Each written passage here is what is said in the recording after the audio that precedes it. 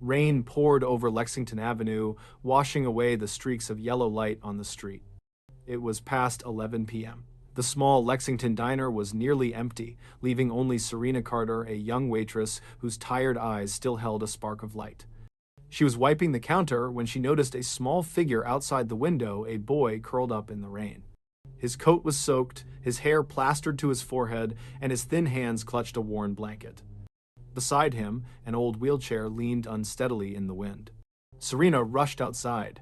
"Hey, why are you out here all alone?" The boy's voice trembled. I'm waiting for my dad."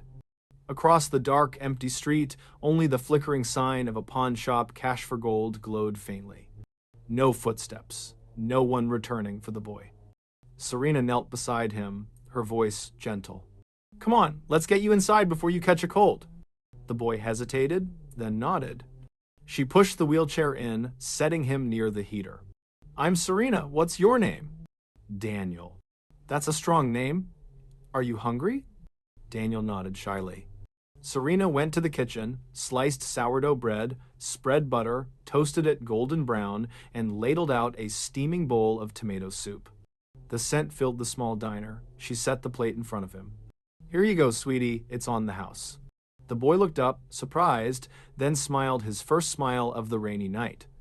At that same moment, inside a black Bentley parked across the street, a man sat silently, watching through tinted glass. Raymond Holt, 46, billionaire tech magnate, a man famed for his cold logic and his creed that everything has a price. And the boy inside that diner was his son, Daniel. He had been stuck on a long business call with a Japanese partner. When he finally hung up, he saw his child being helped inside by a stranger, a young waitress being warmed, fed, and comforted. Raymond Holt did not believe in kindness. To him, every act was a transaction. And now he owed that woman a debt. He picked up his phone and called his assistant, Nora Winters. "Go to Lexington Diner now. Find out everything about that woman. I want to know who she is." Inside the diner, Daniel was warmer now, sipping from a mug of hot milk. Then the door burst open. A woman with blonde hair and a faded gray hoodie stepped in, her voice sugary sweet but off-key. "Daniel, there you are. Auntie's been looking everywhere for you." Serena blinked in surprise. "And you are?" "His aunt," the woman said quickly. Serena crouched beside the boy and whispered, "Is that true, honey?" Daniel hesitated, then nodded, a small, fearful nod rather than a trusting one. Something inside Serena twisted. Her instincts screamed that something wasn't right. She wanted to stop them, to ask more, but reason held her back. A black woman had no right to argue in the middle of the night with someone who claimed to be a white child's relative.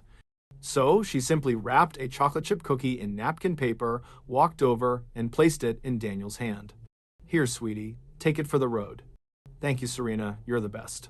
When the door closed behind them, Serena felt a strange emptiness, as if she'd just lost something precious without knowing what it was. That night, just as Serena reached her old apartment, a knock echoed through the door. Outside stood a tall man in a sleek overcoat, his gray eyes cool and unreadable. "Are you Serena Carter?" "Yes. Who are you?" "Raymond Holt, the father of the boy you met tonight." Serena froze. "Daniel is your son?" Raymond nodded, his tone flat and even. "I don't believe in kindness, but I do believe in debt, and I owe you." He placed a thick envelope on the table. Serena opened it. Inside was a contract with the Holt Dynamics logo. "What is this?" "A job offer. 6 figures. Serena laughed in disbelief. "You think you can buy back a simple act of decency with money?" "No," Raymond replied quietly. "I think you have something money can't buy." His gaze met hers, steady, cold, but honest. "You didn't help my son out of pity. You did it because you cared. And that's exactly the kind of person I want in my company." Serena fell silent. The name Holt Dynamics belonged to a world she didn't belong to. But for a woman struggling to pay rent, this was a door she could not afford to close. On her first day at Holt Dynamics, Serena felt like she'd stepped onto another planet. Glass elevators, marble floors, employees in tailored suits moving with clockwork precision. Raymond appeared, crisp shirt, perfect tie, his tone deep and measured. "You're 2 minutes late. 2 minutes won't kill anyone. 2 minutes can lose $1 million deal."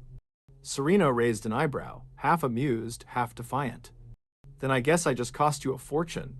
The corner of Raymond's mouth twitched, not quite a smile, not quite irritation. "Let's hope you work better than you argue." Before Serena could reply, the door opened and in walked Nora, the woman who had taken Daniel from the diner. Serena tilted her head slightly, smiling thinly. "Well, look who it is. Small world." Nora's answer was soft but sharp as glass. "I hope you know your place and stay in it." Raymond cut in without looking up. "That's enough. No need for introductions. I'll train her myself." Nora's smile didn't falter, but her eyes did. She turned, heels clicking across the floor, leaving behind a faint trace of perfume and a warning. From that moment, an unspoken tension settled between the two women, not hostility, but the wary silence of two strong minds testing each other.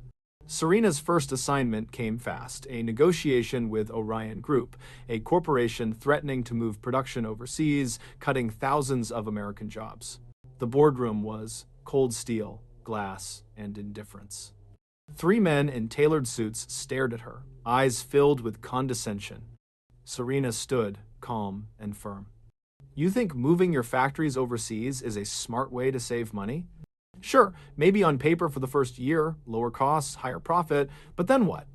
When wages rise there, when the media headlines read, 'American company abandons its workers for profit,' when consumers start turning their backs because you chose profit over people, that's when you'll realize the money you think you're saving today will cost you 10 times more tomorrow."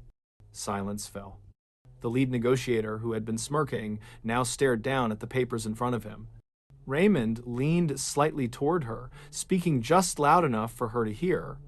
"Now I understand why I chose you." Serena allowed herself a small smile. "Good, because I'm finally starting to understand why I'm here." Their eyes met briefly, professional, measured, but something had shifted. 2 months later, Serena had fully found her footing at Holt Dynamics. She was respected, even admired for her results and her resolve. But just when she was at her peak, the storm broke. One morning, Nora appeared at her office, face carved in steel. She dropped a file on Serena's desk. "We have a problem. The press just received confidential documents from your email." Serena stared, her stomach tightening. "That's impossible. I've never sent anything." "I know," Nora said, "but in this building, people don't need proof, they just need a reason." Moments later, Serena was summoned to Raymond's office. Her heartbeat pounded as she stepped in. He stood by the window, arms folded across his chest, eyes fixed on the city skyline. Without turning, his voice came low. "Tell me I'm wrong." Serena took a breath. "It wasn't me." He turned to face her. "I want to believe you, but the board doesn't." Serena's voice trembled not from fear, but from anger. "Whoever did this knew exactly what they were doing. I'm the easiest target, a woman, new here, black, with no power and no connections. Who would they believe, me or a white man with 10 years of tenure and friends on the board?" Raymond said nothing for a long time. Then finally, "It's not that I don't believe you, it's that they don't." A heavy silence hung between them. Then he set the file down. "So we'll find whoever did this." Serena met his eyes, and for the first time, they stood on the same side. That night, Serena and Nora stayed behind after everyone left. Hours of tracing logs, digging through data trails, until finally, the digital breadcrumbs led to Eric Calloway, a senior executive long trusted by Raymond. By morning, Serena walked into the board meeting before they could make her a scapegoat. She dropped a thick folder on the table. "If you're going to accuse someone, at least pick the right person." The room froze. Inside the folder were printouts of emails, call logs, and bank transfers, all pointing to Calloway as the one who leaked the documents. The air turned heavy. Raymond rose slowly from his seat, voice deep and final. Eric Calloway, you're terminated, effective immediately. Silence followed, thick and absolute. Serena didn't smile. I told you, she said quietly. People with nothing left to lose fight the hardest. Weeks later, Serena and Raymond attended Daniel's graduation. The boy, stronger now, still in his wheelchair, lifted his diploma with pride. I did it. I never doubted you, Serena said, laughing. Raymond glanced at them, his tone softer than usual. You did well, Carter. You're not so bad yourself, Holt. Daniel chuckled. Are you two going to hug or what? Not in this lifetime, Raymond said. Keep dreaming, Serena added. Laughter filled the hall, the kind of laughter that comes only after storms have passed. Years later, Serena Carter sat in a glass office, her nameplate gleaming, Vice President of Corporate Strategy, Holt Dynamics. From a rainy night in a small diner, she had gone further than she ever dreamed. Together with Raymond Holt, she founded the Carter Holt Foundation, helping underprivileged youth find education and opportunity. Beside her, Daniel, now a college freshman, still wore the same bright smile he'd had that night.